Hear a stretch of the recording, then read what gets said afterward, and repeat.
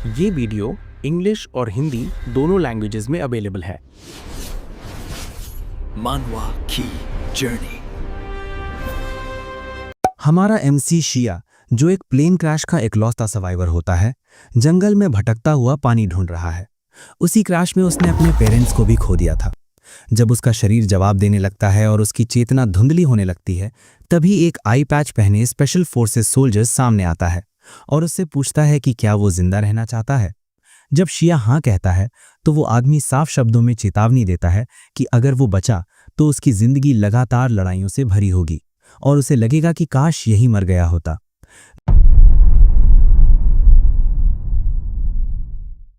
जब वो आदमी उसे बचाने की कोशिश करता है तो उसके आदमी बीच में रोकते हैं, कहते हैं कि वे एक मिशन के बीच में हैं और ऐसे कचरे को उठाना सिर्फ रास्ते में रुकावट बनेगा। ये सुनते ही वो आदमी गुस्से में चिल्लाता है और कहता है कि वो खुद से कमजोर लोगों के आदेश नहीं मानता। इसी तरह गुही, जो उस यूनिट का कैप्टन था, शिया का अडॉप्टिव फादर बन जाता है।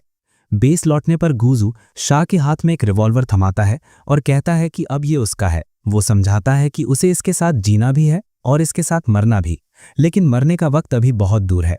गुजू उसे खाना और पानी देता है और कहता है कि जैसे ही वो खाना खत्म करेगा वो एक वॉरियर बनना शुरू कर देगा, जो शाह को चौंका देता है। खाने के बाद गुजू अपना प्लान बताता है कि वो शाह को अगले 5 साल में बेरहमी से ट्रेन करके एक पूरा वॉरियर बना देगा। गू एक कॉम्बैट प्रोफेशनल है जो दुनिया भर में गुरिल्ला ऑपरेशंस करता है। जैसा उसने कहा था, गुजू शिया को लगातार कठोर ट्रेनिंग सेशन से गुजारता है। वो उसे मार्शल आर्ट सिखाता है और हर तरह के हथियार चलाना भी। बिना उसे एहसास हुए शाह इतना मजबूत बन जाता है कि यूनिट में कोई भी अब उसे ट्रैश की तरह ट्रीट करने की हिम्मत नहीं करता। एक दिन ट्रेनिंग के दौरान शाह अपने ओल्ड मैन के साथ एक वाइल्ड बोर को सिंगल स्नाइपर शॉट में गिरा देता है और उसे बेस तक ले आता है। जब बाकी लोग उसके हालात के बारे में जानते हैं तो वे उसके टैलेंट से हैरान रह जाते हैं, क्योंकि वो सिर्फ 10 साल का होता है। कुछ लोग तो यहां तक कहते हैं कि शायद उसमें कैप्टन से भी ज्यादा टैलेंट है, जिसके बारे में अफवाह है कि वो 1 किलोमीटर दूर से हिरन की दाहिनी आंख मार सकता है। 12 साल बाद एक एनिमी कैंप में ऑप्स एक खतरनाक मर्सिनरी क्रिम्सन की चर्चा करते हैं। कहा जाता है कि क्रिम्सन ऐसा मास्टर स्नाइपर है जो 2 किलोमीटर दूर से मच्छर की बाईं आंख मार सकता है। ऐसा इंसान सामने हो तो वे समझ जाते हैं कि उनकी हालत खराब है।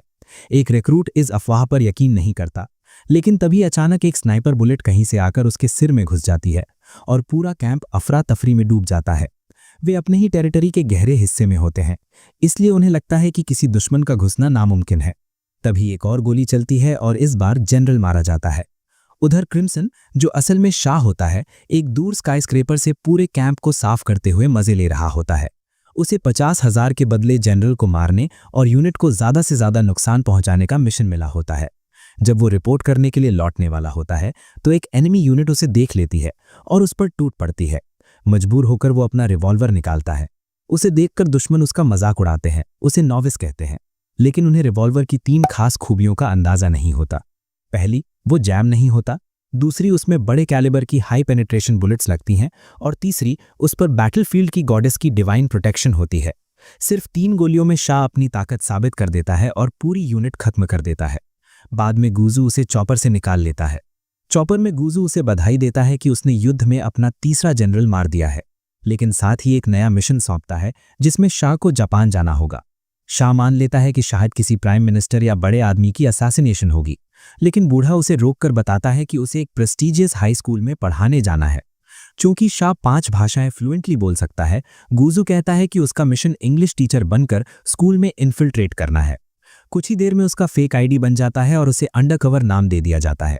वो जापान के लिए प्लेन पकड़ता है, सोचता हुआ कि इस बार कौन सी मुश्किल उसका इंतजार कर रही है। जापान पहुंचकर वो एक कन्वीनियंस स्टोर में खाना लेने रुकता है। उसे स्वाद, साफ पैकेजिंग और सबसे ज्यादा चीप प्राइस देखकर काफी इंप्रेस होता है, लेकिन सबसे ज्यादा उसे वहां की शांति चौंकाती है। चारों तरफ लोग डेट्स पर हैं, पिकनिक कर रहे हैं या बस मजे में हैं। वो सोचता है कि इतने शांत देश में उसे आखिर किस मिशन के लिए भेजा गया है। खाना खत्म करने के बाद वो अपने सेफ हाउस की तरफ जाता है। हाई क्लास रेजिडेंशियल एरिया में पहुंचकर वो स्काई स्क्रेपर में अपने अपार्टमेंट को देखकर इंप्रेस्ड होता है। यह अपार्टमेंट उसी स्कूल के पास होता है जहां उसे पढ़ाना है। अंदर जाते ही शाह को कुछ अजीब महसूस होता है, लेकिन वो बैठ जाता है। थोड़ी ही देर में एक आदमी पीछे से नाइफ लेकर उस पर झपटता है। अपनी तेज ऑब्जर्वेशन स्किल्स से शाह समय रहते उसे भांप लेता है। वो पानी की बोतल उठाकर उसकी आंखों की तरफ फेंकता है और फिर सीधे उसके चेहरे पर पंच मारता है। आदमी फिर भी हमला करता है, लेकिन शाह आसानी से डॉज करता है और नाइफ गिरा देता है। उसकी रॉ ताकत देखकर वो आदमी पक्का मान लेता है कि यही लेजेंडरी क्रिम्सन है। शाह उसे गला पकड़कर पूछता है कि वो कौन है। आदमी तुरंत सरेंडर कर देता है, कहता है कि अकेले क्रिम्सन को हराने का सोचना ही उसकी गलती थी। शाह घमंड में कहता है कि अगली बार 5 लोगों की टीम लेकर आए। तभी अचानक एक जवान लड़की पीछे से पिस्टल तान देती है और उसे हिलने से मना करती है। शाह बिना चौके कैजुअली कहता है कि उसका हैमर कॉक्ड नहीं है, जिससे वो घबरा जाती है। पलक झपकते ही शाह सिलेंडर पकड़ लेता है और उसे सावधान रहने की सलाह देता है। लड़की धन्यवाद देती है और बताती है कि वे बस उसका रियर सपोर्ट हैं। वे खुद को उल्फाइम और मीन बताते हैं। उल्फाइम आर्ट टीचर बनकर एकेडमी में इन्फिल्ट्रेट करेगा और शाह की मदद करेगा, जबकि मीन स्टूडेंट बनकर शैडोज से सपोर्ट देगी। शाह बताता है कि उसने अंदर आते ही उनकी प्रेजेंस महसूस कर ली थी और बस देख रहा था कि वे क्या करेंगे। वो पूछता है कि क्या उन्होंने जानबूझकर चीप हमला किया था, लेकिन दोनों का मूड टूट जाता है क्योंकि वे पूरी कोशिश कर रहे थे। जब वे पूछते हैं कि कोई सवाल है, तो शाह मीन से पूछता है कि वो टीनेजर कैसे बनेगी जब साफ दिखता है कि वो 20s में है, जिससे वो चिढ़ जाती है। वो बताती है कि उसकी स्किन फ्लॉलेस है, इसलिए जापानीज हाई स्कूल गर्ल्स में अलग नहीं लगेगी। उल्फाइम उसे रोकता है और कहता है कि खुद की तारीफ बंद करे, जिस पर वो फिर भड़क जाती है। बाद में वे शाह को मिशन ब्रीफ करते हैं। टारगेट है साकुराको कूजो, जो एक ग्लोबल मिलिट्री कॉरपोरेशन की प्रेसिडेंट की बेटी है और उसी स्कूल में पढ़ती है। ये एक छुपी हुई जापानीज मिलिट्री कॉरपोरेशन है जो रॉकेट से लेकर एम्यूनेशन तक बनाती है। कहा जाता है कि वो नेबरिंग कंट्रीज के जरिए आर्म्स एक्सपोर्ट रूल्स को बाईपास कर रही थी, जो वेस्ट तक सीमित रहने पर इशू नहीं था। लेकिन रिपोर्ट मिली कि प्रेसिडेंट कूजो ने कम्युनिस्ट कंट्रीज को सप्लाई शुरू कर दी है, जो दुनिया को तबाही की तरफ ले जा सकता है। इसलिए दुनिया भर की ऑर्गेनाइजेशंस उसकी बेटी को लेवरेज बनाने की कोशिश करेंगी। इसी वजह से शाह को उसे गार्ड करने और मॉनिटर करने के लिए रखा गया है। साथ ही शाह को साकुराको को स्वीट टॉक करके आर्म्स एक्सपोर्ट की जानकारी निकालनी है, जो मुश्किल है क्योंकि बंदे का आरजी 0 है। मिलेन मजाक में कहती है कि उसकी नॉन चैलेंट लुक्स ही उसे नेचुरली पिघला देंगी। अगले दिन शाह टारगेट की इंटेल लेकर बस में चढ़ता है, जहां उसकी मुलाकात साकुराको से होती है। बस चलते ही वो उसके अजीब बर्ताव को नोटिस करता है और सोचता है कि शायद उसे फीवर है। टीम से पूछने पर वे कहते हैं कि वो किसी अजनबी को घर भेजने की पोजीशन में नहीं है। ड्रोन से देख रहे उल्फाइम बताते हैं कि वो बीमार नहीं बल्कि शर्मिंदा है। दरअसल बस में एक उम्रदराज आदमी उसे गलत तरीके से छू रहा होता है। जब वो और आगे बढ़कर हरकत करता है तो शाह इंटरवीन करता है। नाइट इन शाइनिंग आर्मर की तरह वो आदमी का हाथ पकड़कर लगभग तोड़ देता है। आदमी दर्द से चीखता है। साकुराको उसे धन्यवाद देती है और शाह कैजुअली टाल देता है, कहता है कि उसे खुद भी लड़ना सीखना होगा। उसकी अटपटी लाइन सुनकर ओलेम और मिलीन सोचते हैं कि शायद उसने कभी लड़की से बात ही नहीं की। बस रुकते ही वो आदमी भागने लगता है। शाह उसका पीछा करता है और एक सुनसान गली में पकड़ लेता है। आदमी स्टन गन निकालता है, लेकिन शाह पल भर में उसे जमीन पर पटक देता है। वो उल्फाइम को पुलिस बुलाने को कहता है। ओलेम मना करता है, लेकिन जब शाह उसे याद दिलाता है कि वो असैसिन है तो वो मान जाता है। सब निपटाकर शाह स्कूल पहुंचता है, लेकिन देर हो चुकी होती है। उल्फाइम उसे प्रिंसिपल से मिलने को कहता है और चौंक जाता है जब शाह पूछता है कि प्रिंसिपल क्या होता है। गरिल्लाज के बीच पले शाह ने कभी स्कूल नहीं देखा। मिलीन समझाती है कि प्रिंसिपल स्कूल का कर्नल होता है। ये सुनकर शाह सीरियसनेस समझ जाता है और ऑफिस पहुंचता है। वहां प्रिंसिपल उसे वार्मली वेलकम करता है और उसकी लुक्स की तारीफ करता है। जब प्रिंसिपल जेब में हाथ डालता है तो शाह वर्स्ट मानकर गन की तरफ जाता है, लेकिन ओलेम और मिलीन उसे रोक लेते हैं। प्रिंसिपल बस अपना बिजनेस कार्ड निकालता है। शाह कार्ड लेता है, अपना परिचय देता है और लेट होने के लिए माफी मांगता है, जिस पर प्रिंसिपल मुस्कुराकर कहता है कि कोई बात नहीं। शाह बूढ़े आदमी की दरियादिली देखकर काफी हैरान होता है, क्योंकि मिलिट्री में इतनी बड़ी गलती पर सीधा कोर्ट मार्शल होता। तब बूढ़ा आदमी समझाता है कि उसे पुलिस से रिपोर्ट मिली थी उस सिचुएशन के बारे में जिसे शाह ने हैंडल किया था, और उसी वजह से वो उसके बहादुर कदम की तारीफ करता है।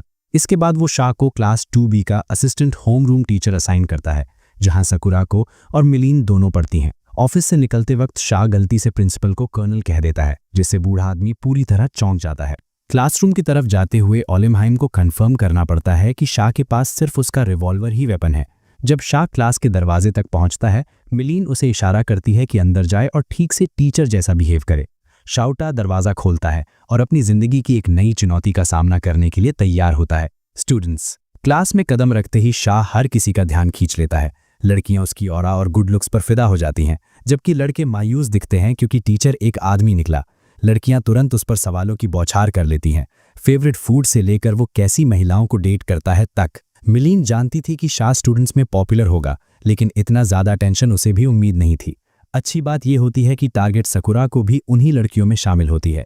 जैसे ही मिलीन को ये पता चलता है, वो डिस्क्रीटली कम्युनिकेट करके शाह से कहती है कि इसे एडवांटेज में इस्तेमाल करने का तरीका ढूंढे, लेकिन उससे पहले शाह को खुद का परिचय देना होता है। स्टूडेंट्स के सामने खड़े होकर शाह बेहद शांत आवाज में खुद को असिस्टेंट होमरूम टीचर और नया इंग्लिश टीचर बताता है।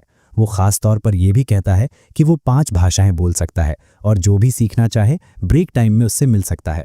उम्मीद के मुताबिक लड़कियां उसकी चाम के आगे पिघल जाती हैं और खुलकर बताने लगती हैं कि उन्हें वो कितना पसंद है।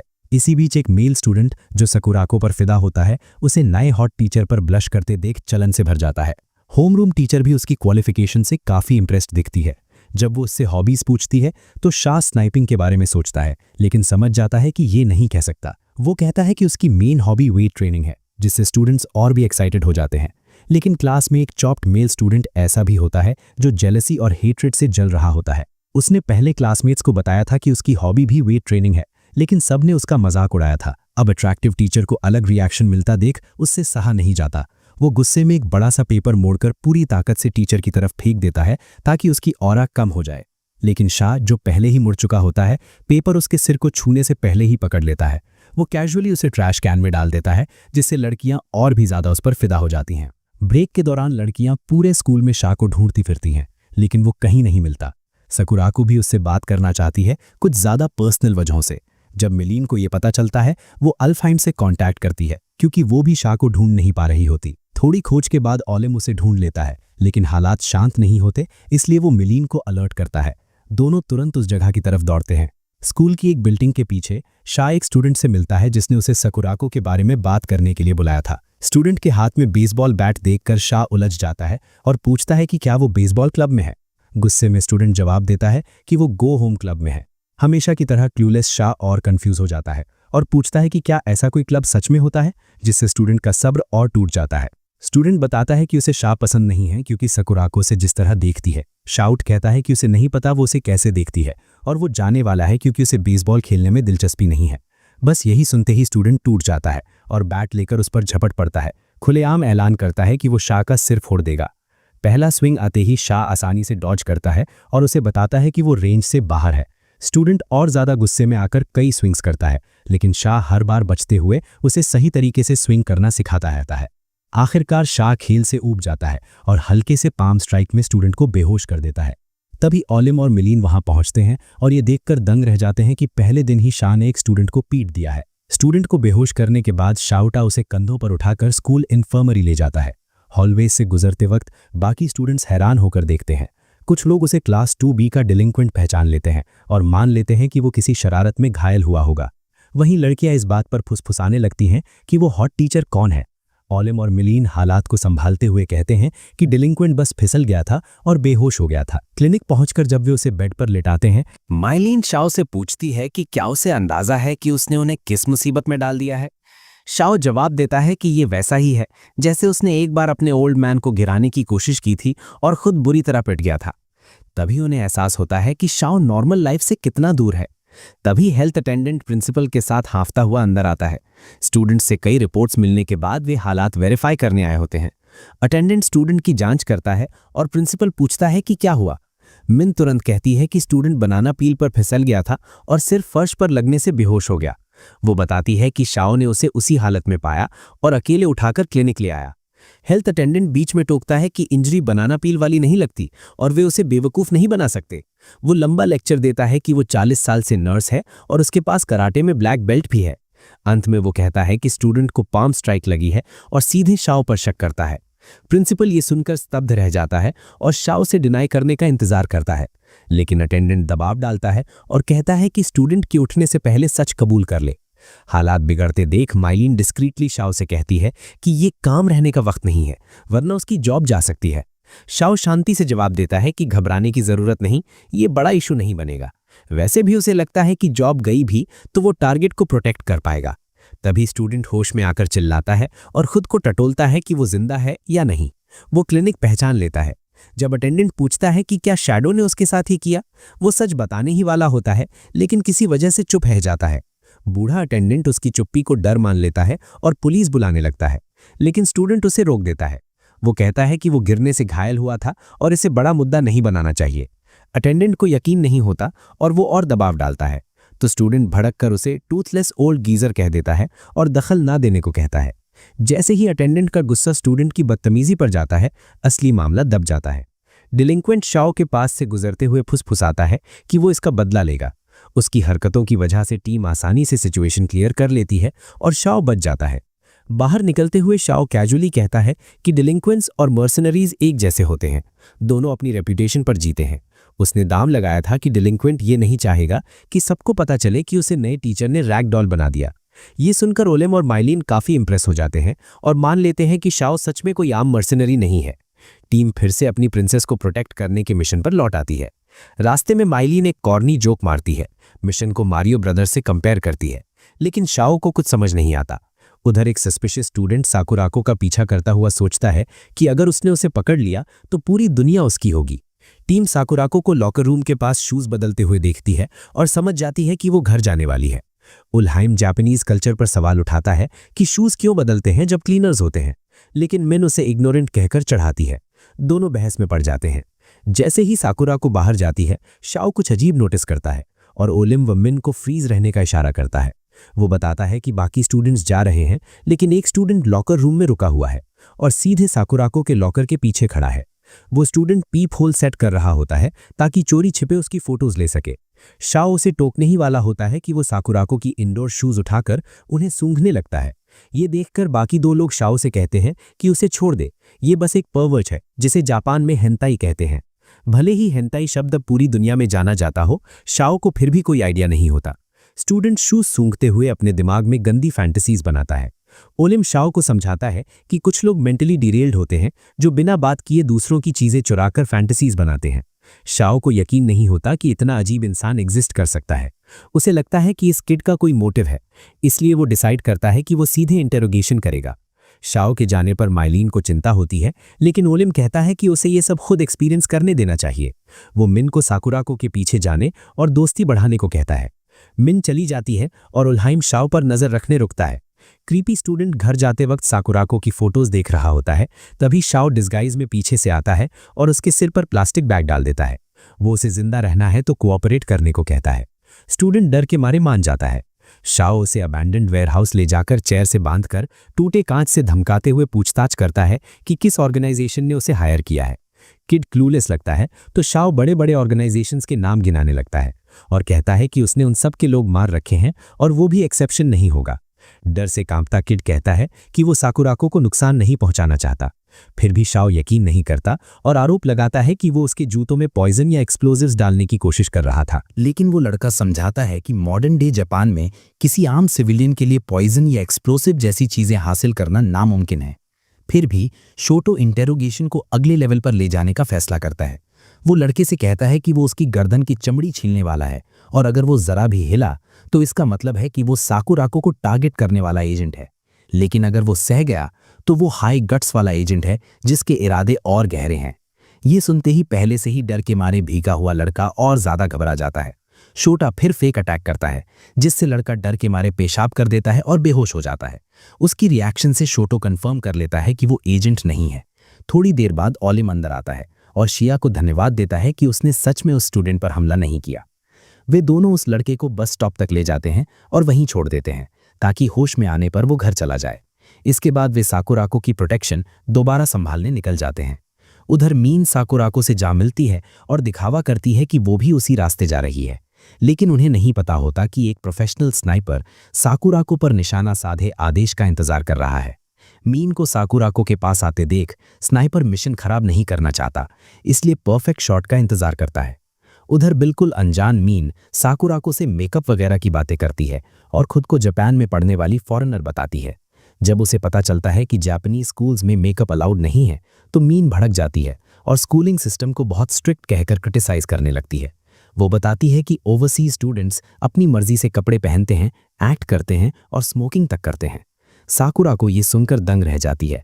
उसे पता नहीं चलता कि वो वॉकवे के किनारे खड़ी है और बैलेंस बिगड़ने से लगभग सड़क पर गिर जाती है जहां एक गाड़ी तेजी से आ रही होती है। तभी ओलिम आकर उसे बचा लेता है। गाड़ी के पानी के छींटों से ओलिम भीग जाता है, लेकिन उसे फर्क नहीं पड़ता जब तक साकुराको सेफ है। शौक में साकुराको उसे धन्यवाद देती है और उसकी शर्ट गीली करने के लिए माफी मांगती है। ओलिम आंख मारते हुए उसे प्रिंसेस कहता है, जिसकी ड्रेस खराब होते होते बची। साकुरा को तुरंत कहती है कि वो कोई प्रिंसेस नहीं है, लेकिन ओलिम जोर देता है कि भगवान की 7 दिन की क्रिएशन के हिसाब से हर औरत प्रिंसेस होती है। वो उसका हाथ पकड़कर किस करने की कोशिश करता है, लेकिन मीन ये देखकर तिलमिला जाती है और स्ट्रीट फाइटर की चुनली की तरह उसे नॉकआउट कर देती है। वो तुरंत बताती है कि जापान में किसी के हाथ को किस करना अलाउड नहीं है।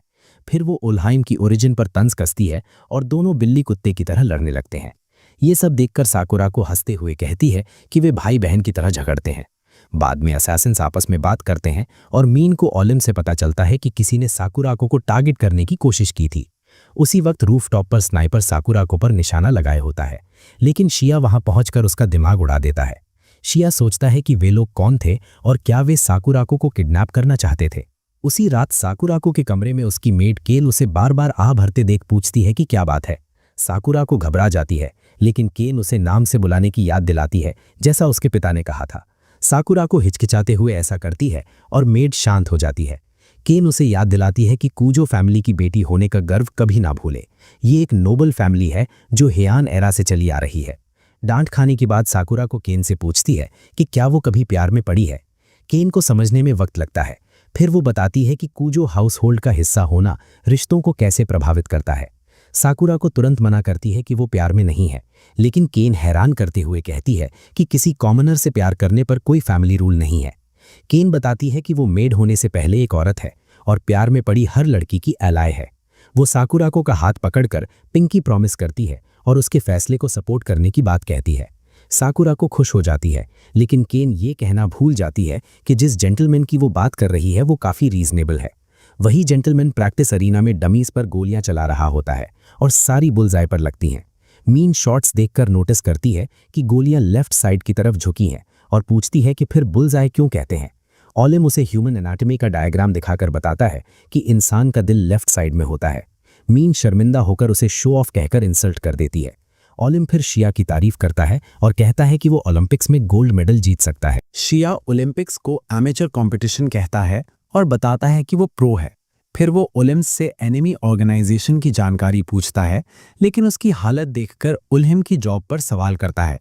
ओलिम बताता है कि म्योन इंटेलिजेंस स्पेशलिस्ट है। म्योन कहती है कि उसने सारे रिसोर्सेज लगा दिए हैं, लेकिन कोई लीड नहीं मिली। शिया बताता है कि एनिमी के पास स्नाइपर लाने के रिसोर्सेज हैं और वो आदमी ट्रेन्ड सोल्जर था। वो कहता है कि स्नाइपर राइफल जैसी वेपन जापान में कैजुअली नहीं लाई जा सकती। वो फोटोज देखकर वेपन का नाम, साल और कंट्री नोट करता है। ओलिम कहता है कि अगर ड्रैगनोव इन्वॉल्व्ड है तो वे जान जाएंगे कौन पीछे है। म्योन कुल्हाड़ी निकालकर उसे इडियट कहती है कि कोई सेन इंसान खून लगी एक्स लेकर नहीं घूमेगा। बहस के बाद वे मान लेते हैं कि वेपन ओरिजिन से ऑर्गेनाइजेशन नहीं ढूंढ सकते और बस रिएक्ट करना पड़ेगा। शिया सीसीटीवी ऑन करता है और कहता है कि साकुराको की गार्ड जारी रखनी है और लास्ट बॉस के कॉन्टैक्ट का इंतजार करना है। तभी ओलिम साकुराको को कपड़े बदलते देख फ्रीक आउट हो जाता है, लेकिन टीवी बंद हो जाती है और वो म्योन को पिस्टल लिए घूरते देखता है। म्योन कहती है कि वो मार्क्समैनशिप प्रैक्टिस कर रही है और गोलियां चलने लगती हैं। ओलिम जान बचाकर भागता है। इस बीच शिया सोचता है कि उसके अडॉप्टिव फादर ने उसे कितना वेग मिशन दिया है। पहले मिशंस क्लियर होते थे, लेकिन ये बहुत अनक्लियर है। वो सोचता है कि क्या सिर्फ साकुराको को प्रोटेक्ट करना ही गोल है या कुछ और भी है। उधर कहीं और एक मिलिट्री स्क्वाड मिशन पूरा करती है। जश्न के दौरान एक सोल्जर लास्ट बॉस को ढूंढता है और उसे आसमान की तरफ देखते पाता है। बॉस कहता है कि वो सोच रहा था कि यह वही नाइट स्काई जापान से भी जुड़ा है। उसी रात शिया को सपना आता है अपने पास्ट का, कैसे अडॉप्टिव फादर ने उसे मरते हुए पाया, पाला और बेरहमी से ट्रेन किया। बड़ा होकर उसने क्रिम्सन नाम कमाया अपने दुश्मनों के खून की वजह से। तब वो बैटलफील्ड पर क्रिम्सन फ्लेम्स की तरह छाया था और अब डरता है कि वही आग उसे जला ना दे। अगली सुबह वो बिना कपड़ों के उठकर हल्का वर्कआउट करता है। तभी उलिम बिना नॉक किए अंदर आ जाता है और एक डरावनी याद उसकी आंखों में बस जाती है। वो कहता है कि आंखें साफ करने के लिए उसे 6 लड़कियों के साथ डेट पर जाना पड़ेगा। शिया कपड़े पहनते हुए पूछता है कि क्या वो ऐसा मिशन कर पाएगा। उलिम शेख ही बघारता है कि एक दिन में निपटा देगा। शिया पूछता है कि वो कमरे में क्यों आया था। उलिम बताता है कि जापान और वॉर के फर्क की वजह से वो चिंतित था और ब्रेकफास्ट साथ करने को कहता है। स्कूल में शिया इंग्लिश नॉवल पढ़ाता है। लड़कियां उस पर फिदा रहती हैं। मियोन साकुराको का लाल चेहरा देखकर उसे क्यूट कहती है। उधर हिदेकी नाम का लड़का जलता है क्योंकि वो प्योरिटी को ज्यादा अहम मानता है। फ्यूज भी टीचर को घूरता है। बाद में रेस्टरूम में हिदेकी फ्यूज से मिलकर अलायंस की बात करता है और पैसे देकर डेलिंक्वेंस से शिया को पिटवाने का प्लान बनता है। फ्यूज मान जाता है। अगली सुबह सकुराको बस से उतरती है। ड्रोन से ओलिम और मियोन उसे मॉनिटर करते हैं। वे उसकी ब्यूटी की बात करते हैं और स्कूल रूल्स पर चर्चा करते हैं। तभी ड्रोन कैमरे में फ्यूज और डेलिंक्वेंस शिया का रास्ता रोकते दिखते हैं। फ्यूज ताना मारता है, शिया कामरी जवाब देता है। मियोन और ओलिम ड्रोन से देखते हुए फ्यूज को केवमैन कहते हैं, क्योंकि रीइंफोर्समेंट लाकर भी वो शिया के सामने खड़ा है। ओलहाइम फिर मिलेन से कहता है कि एक प्रॉब्लम है, और वो ये कि लेजेंडरी क्रिम्सन के सामने नंबर्स कोई मायने नहीं रखते। शिया मैसेज समझते ही अपनी टाई उतारता है और फ्यूज से कहता है कि कहीं शांत जगह चलें। फ्यूज मान जाता है और सब रिवर बैंक पहुंच जाते हैं। वहां फ्यूज घमंड से ऐलान करता है कि वे शाह से 20 गुना ज्यादा हैं और नंबर्स के फर्क की वजह से शिया का कोई चांस नहीं है। वो टीचर को ऑप्शन देता है कि रो ले, माफी मांग ले तो शायद उसे छोड़ दिया जाए। सबके हैरानी की बात यह होती है कि शिया वही शर्त उन्हें वापस देता है और याद दिलाता है कि वो नहीं चाहता था कि बात यहां तक पहुंचे, क्योंकि आखिर वो उनका टीचर है। सब हंसते हैं और कहते हैं कि शिया को मैथ नहीं आती। फ्यूज 2 शब्दों में डेलिंक्वेंट्स को हमला करने का हुक्म देता है। सब एक साथ शाह पर टूट पड़ते हैं, लेकिन वो उन्हें ऐसे मोड़ मोड़ कर गिराता है जैसे ये कोई आसान सा वॉक हो। बाकी लोग घबरा जाते हैं जब वो एक एक करके सबको परफेक्ट तरीके से गिराता है। वे चिल्लाते हैं कि शाह इंसान नहीं है, लेकिन शाह शांत होकर कहता है कि वो इंसान ही है, बस बैटलफील्ड पर ट्रेन हुआ है। जैसे जैसे ज्यादातर गिरते जाते हैं, बाकी पैनिक में चिल्लाते हैं कि उन्हें पहले नहीं बताया गया था कि शिया इतना स्ट्रांग है। फ्यूज गुस्से में उन्हें डांटता है और बाइकर्स को चिल्लाकर कहता है कि शाह को कुचल दो। एक डेलिंक्वेंट बाइक स्टार्ट करता है और सीधे इंग्लिश टीचर की तरफ दौड़ाता है। आगे जो होता है वो सबको हिला देता है। शिया बाइक पर पैर रखता है, राइडर को गेंद की तरह उछाल देता है और बाइक उठाकर खुद उस पर बैठ जाता है। फ्यूज आपा खो देता है और बाकी सबको हमला करने को चिल्लाता है, लेकिन शिया बाइक दौड़ाकर सीधे फ्यूज की तरफ आता है, रेजिंग बुल की तरह, और ठीक उसके चेहरे के सामने आकर रोक देता है। फ्यूज पसीने पसीने होकर जमीन पर गिर जाता है। फिर भी टफ बनने की कोशिश करता है तो शिया कहता है कि जापानीज बाइक्स के अच्छे सिक्योरिटी सिस्टम्स के लिए भगवान का शुक्रिया अदा करें। टीचर उनसे पूछता है कि अब भी लड़ना है या नहीं। ये सुनकर डेलिंक्वेंट्स थोड़ी देर सोचते हैं और समझदारी दिखाते हुए फ्यूज को अलविदा कहकर भाग जाते हैं।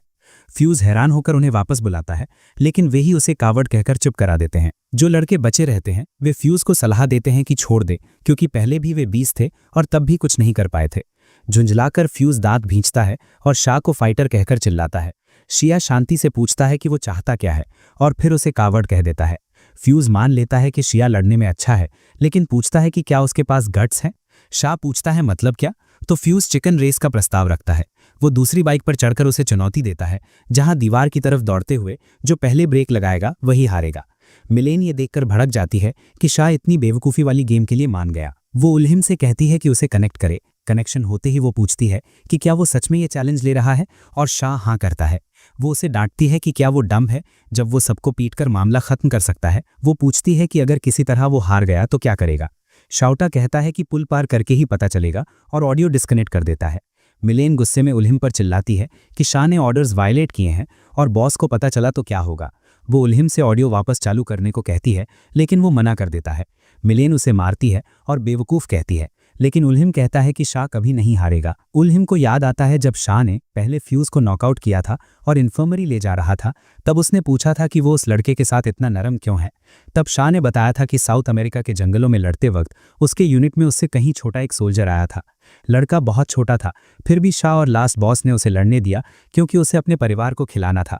शाह उस लड़के के काफ़ी करीब आ गया था और उसे जापानीज सिखाने लगा था। जिस दिन उसने उसे जापानीज में गुड बाय कहना सिखाया, उसके अगले ही दिन वो छोटा सोल्जर लड़ाई में मारा गया। फ्यूजी की मदद करने का रीज़न यही था, क्योंकि वो उसे उसी मरे हुए लड़के जैसा लगता था। रिवर बैंक पर रेस से पहले उल्हिम देखता है कि फ्यूज के ट्रैश टॉक करने पर भी शाह मुस्कुरा रहा है और सोचता है कि शायद शिया टीचर बनने के लिए मर्सनरी से बेहतर है। बारिश शुरू हो जाती है और बाइक्स रेव होने लगती हैं। रेफरी ऐलान करता है कि जैसे ही फेंका गया कैन जमीन पर गिरे, रेस शुरू होगी। मिलेन को बुरा सा फीलिंग आता है, लेकिन उल्हिम उसे शांत करता है कहकर कि शाह आखिर टीचर है। मिलेन मना करती है और कहती है कि वो सिर्फ लेजेंडरी मर्सनरी है। फिर भी उल्हिम शाह पर भरोसा करता है और कहता है कि वो लेजेंडरी टीचर बन सकता है। रेफरी कैन हवा में फेंकता है। कैन गिरते ही दोनों बाइक दौड़ पड़ती हैं। शिया आगे निकल जाता है और दीवार की तरफ तेजी से बढ़ता है। फ्यूज भी स्पीड बढ़ाता है और उसके हेंचमैन डर जाते हैं। शाह बिल्कुल स्पीड कम नहीं करता, जबकि दीवार बहुत पास आ जाती है। ये देखकर मिन घबरा जाती है। उसे लगता है कि इस स्पीड पर क्रैश हुआ तो फ्यूज मर जाएगा। अलहाइम फ्यूज की हिम्मत की तारीफ करता है, लेकिन मिन शाह की टीचिंग करियर की चिंता करती है। ओलिम कहता है कि ऐसा तभी होगा जब शाह लड़के को छोड़ दे और उसे पूरा यकीन है कि शाह ऐसा नहीं करेगा। दीवार के पास पहुंचते हुए शाह फ्यूज की तरफ देखता है और समझ जाता है कि वो बस स्कूल में अपनी इज्जत बचाने के लिए सब दांव पर लगा रहा है। आखिरी पल में फ्यूज डर के मारे ब्रेक लगा देता है और उसी पल शाह बाइक से कूदकर उसे बचा लेता है। वो खुद गिरकर फ्यूज को ढाल की तरह बचाता है, जबकि बाइक्स दीवार से टकरा जाती हैं। शाह के माथे पर चोट लगती है, फिर भी वो उठकर फ्यूज से पूछता है कि वो ठीक है या नहीं। फ्यूज होश में आता है और समझ जाता है कि शाह ने उसे बचाया। शाह देखता है कि वो सेफ है और बिना कुछ कहे वहां से जाने लगता है। फ्यूज उलझन में पूछता है कि उसने उसे क्यों बचाया, उसे तो उसे मरने देना चाहिए था। शाह समझ जाता है कि फ्यूज ऐसा इसलिए है क्योंकि वो हमेशा अकेला रहा है। ये सुनकर फ्यूज दांत भींच लेता है और कहता है कि उस पर तरस न खाए। उसे याद आता है कि उसके पेरेंट्स ने कभी उसकी परवाह नहीं की और वो हमेशा अकेला रहा। शाह उसके पास आकर कहता है कि जिस दुनिया में वो रहा है वहां बच्चे अकेले नहीं छोड़े जाते, क्योंकि वे कॉम्बैट एसेट्स और लेबर होते हैं। वो बताता है कि उसने ऐसी दुनिया देखी है जहां बच्चे की जान पंख जितनी हल्की होती है, लेकिन ये फ्यूज की दुनिया है जहां उसने कभी हाथ बढ़ाया ही नहीं। ये कहते हुए शाह अपना हाथ आगे बढ़ाता है। फ्यूज चौंक जाता है जब कोई उसकी फिक्र करता है। शाह कहता है कि वो अकेला नहीं है और अगर कभी गुस्सा आए या लड़ने का मन हो तो उसके पास आ जाए, और अगर फाइट चाहिए तो वो जितनी बार चाहे लड़ लेगा। फ्यूज रो पड़ता है और उसका हाथ पकड़ लेता है। मिन मान लेती है कि शाह की हॉट ब्लडेड नेचर वाकई कमाल की है। अलहाइम भी सहमत होता है कि शाह अपने कैरेक्टर से बाहर कुछ नहीं कर रहा। रिवर बैंक से लौटते हुए फ्यूज कहता है कि शाह नया नया टाउन में आया है तो जरूरत पड़े तो वो मदद करेगा। शाह अजीब टर्मिनोलॉजी में हामी भर देता है जिसे फ्यूज समझ नहीं पाता। मिन को एहसास होता है कि इस पूरे मैस को साफ करना उनकी ऑर्गेनाइजेशन की जिम्मेदारी है, और सबसे बुरा ये कि चार्ज उसी के हाथ में है। जैसे ही शाह और फ्यूज स्कूल लौटते हैं, हिदेकी दूर से देखता है और फ्यूज को कावर्ड कहकर कोसता है। वो मन बना लेता है कि अब शाह को एकेडमी से निकलवा कर रहेगा। कुछ दिन बाद हिदेकी अपने कमरे में सकुराको की पोर्ट्रेट को पकड़कर चूमने लगता है। तभी हाउसमेट सफाई के लिए आ जाती हैं। वो घबराकर पोर्ट्रेट छुपा लेता है और उन्हें कमरे में घुसने पर डांटता है, नौकरी से निकलवाने की धमकी देता है। मेड्स बाहर निकलकर आपस में बात करती हैं कि अगर उन्होंने कमरा साफ नहीं किया तो घर का मालिक नाराज हो जाएगा। एक मेड कहती है कि फिक्र मत करो, मास्टर इतना बिजी रहता है कि घर कम ही आता है, और आता भी है तो इज्जू वाली विला में अपने पसंदीदा वास को पॉलिश करने चला जाता है। उधर हिदैकी का पिता सच में अपने नेशनल ट्रेजर काकीमोन को निहार रहा होता है। मेड्स हिदैकी के बर्ताव से तंग आ चुकी होती हैं, क्योंकि पैसे की वजह से वो जो चाहे करता है। वो उन पर चिल्लाता है और लो लाइफ्स कहता है। वे उसे घूरती हैं और कसम खाती हैं कि उनके बच्चे ऐसे नहीं बनेंगे। एक हफ्ते बाद म्यूजिक क्लास में सकुराको पियानो बजाती है और पूरी क्लास तालियां बजाती है। अलहाइम और मिन कंफर्म करते हैं कि सकुराको के आसपास सब नॉर्मल है। वे कहते हैं कि स्नाइपर इंसिडेंट के बाद से सब शांत है। मिन पूछती है कि शाह कहाँ है, क्योंकि सुबह से दिखा नहीं। अलहाइम बताता है कि शाह प्रिंसिपल के सामने डांट खा रहा है। मिन म्यूजिक रूम से निकल जाती है। प्रिंसिपल ऑफिस में तजाकी शाह से कहता है कि उसके खिलाफ एक ट्रबलिंग केस है। शाह हमेशा की तरह कर्नल से बात करने जैसे स्ट्रिक्ट तरीके से खड़ा रहता है और पूछता है कि उसने क्या किया। तजाकी उसे रिवर बैंक वाली लड़ाई की फोटोज दिखाता है। शाह कहता है कि ये तो एक्स्ट्रा करिकुलर लेसन की फोटोज हैं और उसे इसमें कोई प्रॉब्लम नहीं दिखती। तजाकी बताता है कि ये फोटोज पीटीए में सर्कुलेट हो चुकी हैं। शाह पीटीए को नेटो समझ लेता है, लेकिन तजाकी बताता है कि ये पेरेंट्स टीचर्स एसोसिएशन है।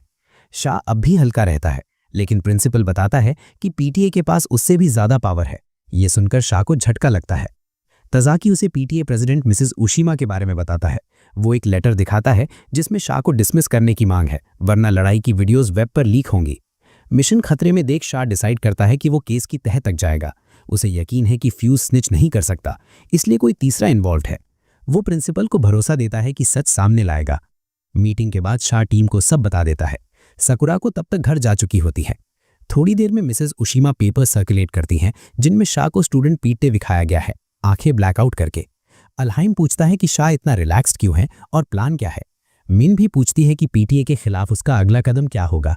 क्लूलेस मिलिटेंट शाओ पीटीए को कॉल कर देता है, जिससे वो एकेडमिक वर्जन ऑफ नेटो समझ रहा होता है, लेकिन उसके टीममेट्स तुरंत समझ जाते हैं कि उसे पता ही नहीं कि पीटीए होता क्या है। ओलेम उसे समझाता है कि पीटीए एक ऑडिटिंग बॉडी है जो स्कूल की डिसिप्लिन और ऑर्डर पर नजर रखती है। ये सुनते ही शाओ रिलैक्स हो जाता है और कहता है कि फिर तो कोई प्रॉब्लम ही नहीं, क्योंकि वो उसी साइड पर है जो ऑर्डर को करेक्ट करती है। ओलेम एक्सप्लेनेशन मांगता है तो शाओ शांति से कहता है कि वो बस बच्चों को थोड़ी एजुकेशनल गाइडेंस दे रहा था। मीन इससे पूरी तरह सहमत नहीं होती और उसे याद दिलाती है कि कई इंजरीज हुई हैं। वो कहती है कि ये कोई हॉट ब्लडेड टीचर ड्रामा नहीं है और अब वो जमाना भी नहीं रहा। ओलिम पलटकर कहता है कि अगर ऐसा है तो शाओ को अपना ही एरा बनाना पड़ेगा। दोनों की बहस चलती रहती है। तभी ओलहाइम मीन से पूछता है कि क्या उसे पता चला कि इस पूरे इंसिडेंट के पीछे कौन है। मीन हल्की मुस्कान के साथ कहती है कि कल्प्रिट मिल चुका है। वो उन्हें हिदेकी मोगी की फोटोज दिखाती है, एक अमीर बेवकूफ जिसने पूरा ड्रामा सेट किया और शाओ को फंसाने के लिए सब रिकॉर्ड कराया। ओलहाइम पूछता है कि हिदेकी का मोटिव क्या है, तो मीन बताती है कि हिदेकी को साकुराको पर क्रश है, इसलिए वो शाओ से नफरत करता है, जो लड़कियों में काफी पॉपुलर है। ओलिम हालात की गंभीरता समझ जाता है, क्योंकि वो हिदेकी को आम डेलिंक्वेंट्स की तरह सीधे ठीक नहीं कर सकता, वरना लड़का हमेशा के लिए रंजिश पाल लेगा। मीन सहमत होती है, लेकिन कहती है कि केस फिर भी सॉल्व करना पड़ेगा। वे सब सोच में पड़ जाते हैं। तभी शाओ, जो चुपचाप रिपोर्ट पढ़ रहा होता है, किताब बंद करता है और कहता है कि वो ये प्रॉब्लम 1 या 2 दिन में खत्म कर सकता है।